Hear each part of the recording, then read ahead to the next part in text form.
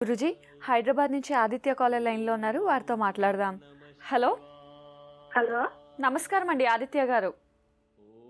నేను వాళ్ళ మదర్ అమ్మా. చెప్పండి మీ పేరు. నా పేరు లక్ష్మి. మా అమ్మాయి కోసం అడుగుదామని. తప్పకుండా అండి. అమ్మాయి పేరు నక్షత్రం చెప్పండి. అమ్మాయి పేరు ఆదిత్య అమ్మ. నక్షత్రం పునర్వాస ఉంది.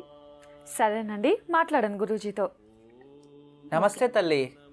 నమస్తే అండి. చెప్పుకుంటూ వందనాలండి మీ పాదాలకు. మా ఆశీస్సులో ఉంటుందమ్మా. మా అమ్మాయికి 4 సంవత్సరాల నుంచి ఎదుగుతున్నామండి. పెళ్లి సంబంధం కుదురుతలేదండి. అసలు చాలా బాధ ఉంటుందండి. అసలు ఇంట్లో అన్ని సమస్యలే. అమ్మా, ఎన్నో కూతురు మీకు? ఫస్ట్ అబ్బాయి అండి, సెకండ్ అమ్మాయి అండి, థర్డ్ అమ్మాయి అండి. ఇప్పుడు ఆఖరి అమ్మాయికే ఫస్ట్ అమ్మాయికా?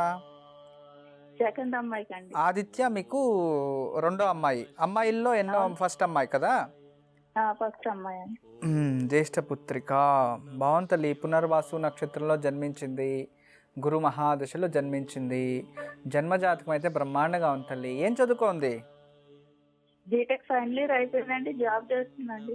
ఎక్కడ? బెంగళూరులో అండి. ఓ, బెంగళూరులో. ఓ, సాఫ్ట్వేరా? అవునండి. సరే తల్లి, బాగుంది తల్లి. జాతకం అయితే చాలా బాగుంది. మంచి అమ్మాయి, ప్రాబ్లం లేదు.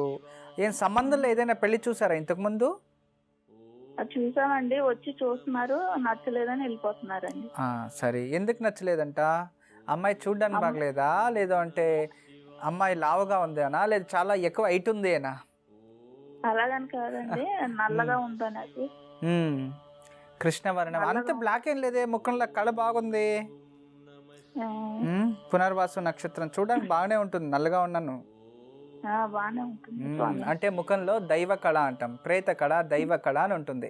ఆ అమ్మాయి ముఖంలో ఆ దైవ కళ అనేది ఎప్పుడూ ఉంటుంది తల్లి. చాలా మంచి అమ్మాయి. ఆమె ముఖం చూసుకొని వెళ్తే పని సక్సెస్ అయిపోతుంది. అంత మంచి గుణవంతురాలు నీ కూతురు. మంచి గుణం. అంటే గురుదశలో జన్మించింది కదా. పునర్వాసు నక్షత్రం రాముడు నక్షత్రం అని. మంచి తల్లి. ఇప్పుడు వివాహ యోగం కావాలి. మీరు 4 సంవత్సరాల నుంచి ప్రయత్నిస్తున్నారు అయితే? అవును స్వామి. అందరూ వస్తున్నారు, చూస్తున్నారు, అంటే స్వామి. సరే తల్లి. జ్యేష్ఠ పుత్రిక. సరే తల్లి. మీ కులదైవం ఎవరు? కులదైవం సాయిబాబా స్వామి. సాయిబాబా కులదైవం కాదు తల్లి, వేరే చెప్పు. వేరే స్వామి తెలియదండి మరి. అదే ప్రాబ్లం. ఎందుకంటే ఇక్కడ కులదైవ శాపము అని చూపిస్తుంది. మీరు కులదైవాన్నే మర్చిపోతే ఎలా తల్లి? కులదైవము అమ్మవారు ఎవరో ఉన్నారు.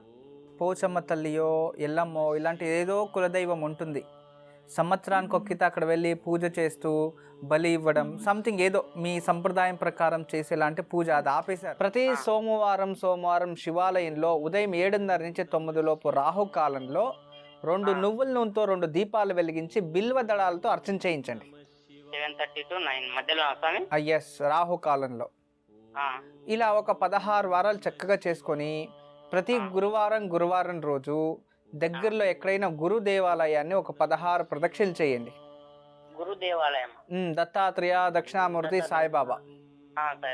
గురు దర్శనం చేస్తుండండి. శనివారం రోజు ఆంజనేయ స్వామి దేవాలయం వెళ్ళి సింధూరంతో అర్చన. లేదు అంటే ఒక తమలపాకులో మాల.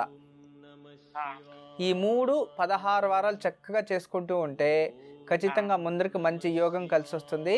మంచిగాను ఉంటారు, మంచి యోగంలోనూ జీవిస్తారు. ప్రాబ్లం లేదు. నేను చెప్పింది చేయండి, అన్ని చక్కగా సరిపోతుంది. ఎప్పుడు మా ఆశీస్సులు ఉంటాయండి. నమస్తే. మనోహర్ గారు, విన్నారు కదా, గురూజీ చెప్పింది పాటించండి, తప్పకుండా శుభం జరుగుతుంది. గురూజీ, హైదరాబాద్ నుంచి భవానీ కాలర్ లైన్లో ఉన్నారు, వారితో మాట్లాడదాం. హలో. హలో, నమస్కారం అండి భవానీ గారు. నమస్తే అండి. నమస్తే అండి. ఎవరి గురించి తెలుసుకోవాలనుకుంటున్నారు? అన్నయ్య గురించి అండి. తప్పకుండా అండి. అన్నయ్య పేరు నక్షత్రం చెప్పండి. డేట్ ఆఫ్ బర్త్ అండి 27/10/1974 అండి. 27/10/1974. అవునండి. పుట్టిన సమయం రాత్రి 1:06 సరే అండి, మాట్లాడండి గురూజీతో. నమస్తే అమ్మా. నమస్తే అండి గురూజీ. నమస్తే తల్లి. నమస్తే అండి. ఏం చేస్తారు అన్నయ్య? ఏం పని చేస్తుంటారు? ఇప్పుడు ప్రస్తుతానికి అంతమంది ఫైనాన్స్ చేసేవారండి, ఇప్పుడు ఖాళీ అండి.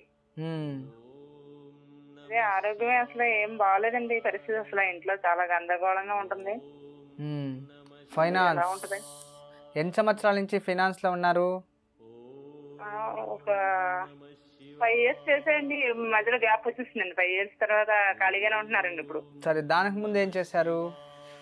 దానికి ముందు చదువుకున్నంత ఐటీఐ చేసి ఏం చేయలేదండి, ఖాళీగానే ఉన్నాడండి తర్వాత. మ్మ్. ఇంకా జీవితాంతం అలాగే ఖాళీగా ఉంచేయండి, పోతే పోనీ. వింటలేదండి బాబు, అసలు మాట అసలు వింటలేదండి. కాతలు ఇప్పుడు ఎంత ఏజ్ మీ అన్నయ్యకి చెప్పండి? 74 లో పుట్టాడండి, 1974 అండి. దాదాపు 42. అవునండి. 42 సంవత్సరాలు అనుకున్నాము. ఎన్ని సంవత్సరాలకు పెళ్ళయింది అతనికి? అవలేదండి, మ్యారేజ్ అవ్వలేదండి. ఇంకా మ్యారేజ్ అవ్వలేదా? లేదండి, ఆరోగ్యం బాగాలేదని చేయలేదండి. ఓకే, ఏమైంది తల్లి హెల్త్కి? హెచ్ఐవి వచ్చిందండి. ఓకే, ఎన్ని సంవత్సరాలకి అది తెలిసింది మీకు? మాకు తెలిసి ఒక 5-6 years అయిందండి.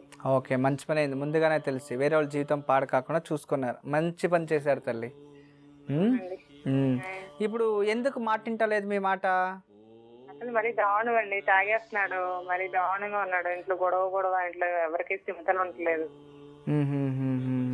ఓ, అంటే రోజు చెడు మార్గాలతో వెళ్తున్నాడు అయితే. అవునండి, ఎంత చెప్పినా కూడా వింటలేదు, ఎవరు చెప్పినా వింటలేదు. తాగడానికి వాటికి అంతా డబ్బులు ఎవరు ఇస్తారు? ఎవరు అందిస్తారు? ఇంట్లో వాళ్ళ దగ్గర తీసుకుంటారండి. మీరు ఇచ్చి చెడగొడుతున్నారు అయితే.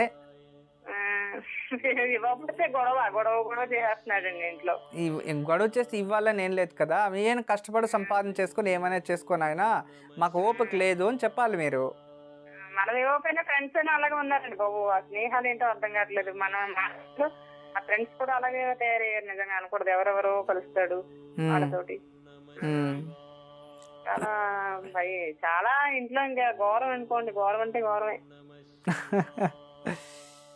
సరే అమ్మా, ఇప్పుడు నీ తమ్ముడి గురించి ఏం తెలుసుకోవాలి చెప్తాలి. అన్నయ్య నీకు ఇంట్లో కొంచెం ప్రశాంతంగా ఉండేలాగా, వాడి మనసు మారి మంచిగా ఉండేలాగా, ఆరోగ్యం స్థిమితపడేలాగా ఏమని చెప్పండి. ఇంకేముంది తల్లి, ఆరోగ్యం చక్కగా ట్రీట్మెంట్ తీసుకోవాలి ఒకటి.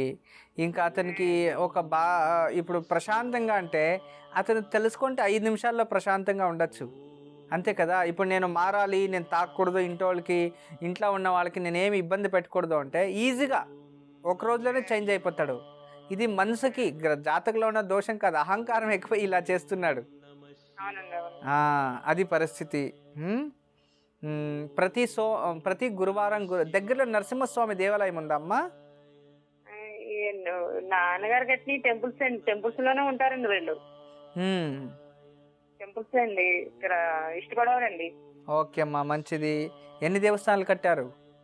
చాలా పెద్దయండి, మొత్తం వెంకటేశ్వర స్వామి శివాలయం, పంచముఖి ఆంజనేయ స్వామి, కోదండరామస్వామి, అన్ని మొత్తం నరసింహస్వామి లేదండి, కాలభైరవ స్వామి అన్ని ఉన్నాయండి. ఓ, నరసింహస్వామి లేదైతే? లేదండి, టెంపుల్ అండి, పెద్ద టెంపుల్ అండి.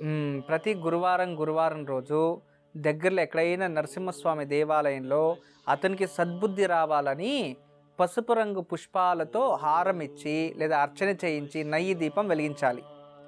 ప్రతి శనివారము మంగళవారం ఆ 2 రోజులు కూడా చిన్న బూడిద గుమ్మడికాయని తీసుకొని మధ్య కట్ చేసి 2 భాగాలు చేసి లోపల ఉన్న గొజ్జు తీసేసి వేప నూనె నల్ల వత్తి వేసి దీపం కాలభైరవుని ముందు వెలిగించండి. ఒక 16 వారాలు అతనిలో మంచి మార్పు వస్తుంది. అంత దగ్గరలోనే ఉన్నాయి, చక్కగా చేయాలి. దీన్ని అతనే చేస్తే ఇంకా మంచి తల్లి. అతని చేతిలో అనుకూలమైతే ప్రతి శనివారం రోజు ఆంజనేయ స్వామికి తమలపాకల మాల ఇప్పించండి అతని చేతిలో. ఇవి 2 అమ్మగారో నానో ఇంకెవరైనా చేయని. నేను చక్కగా చేయండి తల్లి. ఆ పరమేశ్వర అనుగ్రహం వల్ల అతనికి మంచి ఆరోగ్యం ప్రసాదించి సద్బుద్ధి ప్రసాదించాలని నేను వేడుకుంటున్నానమ్మా. నమస్తే.